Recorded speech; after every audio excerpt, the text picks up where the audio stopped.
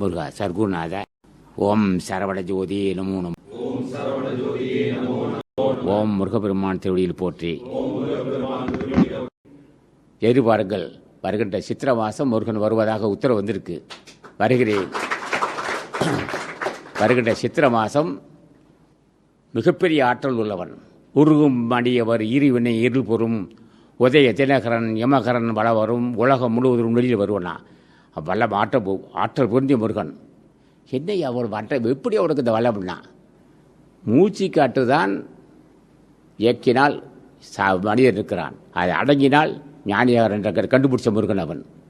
அவனை ஒரு முறை, முருகா நான் பாவிதான் தாயே, நீயோ புண்ணியமா, இந்த பாவியை பாரும்படி தலை வணங்கினா போதும், அஞ்சேல் இந்த உலகத்துக்கு எந்த பகுதியில் தான் சரி ஒரு நொடியில் வருவான் முருகன்.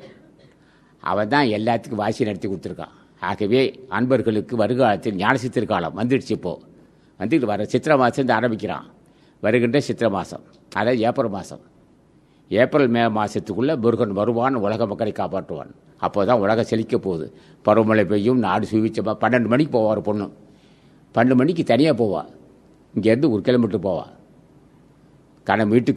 வீட்டுக்கு மருந்து வாங்க போவா. ஒரு பள்ளி கிட்ட மாட்டான், அப்படியே பார்த்துக்கிட்டு இருப்பான்.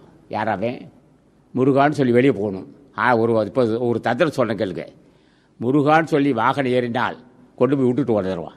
சின்னடா அது, இந்த உலகத்தில் எந்த இடத்துல முருகான்னு சொன்னாலும் சரி, அவ்வளோ பேர் என்ன விஷயமா நான் போகிறேன், இப்போ தனியாக போகிறேன், நான் வயசு 18 வயசு பொண்ணு, நான் போய்ட்டு தான் தானே போய்ட்டுருவான். கொண்டு ஒரு பள்ளி கை வைக்க முடியாது, கையை வச்சு ஒடிச்சிருவாங்க. ஆக எல்லாம் செய்ய வல்லவர்கள் வரப்போகிறார்கள். வருகின்ற சித்திரை மாதம் எதையும் செய்வார்கள் அவர்கள். ஆணை பெண்ணாக்குவான், பெண்ணை ஆணாக்குவான், தூணை திரும்பாக்குவான், தூணை திரும்ப தூணாக்குவான். அப்பே விட்டால் வல்லமை பொருந்திய முருகன் வருகின்ற சித்திரை மாதம் வருவான், வந்த உலகத்தை காப்பாற்றுவான். வெற்றி வெற்றி வெற்றின்னு சொல்லுவான்.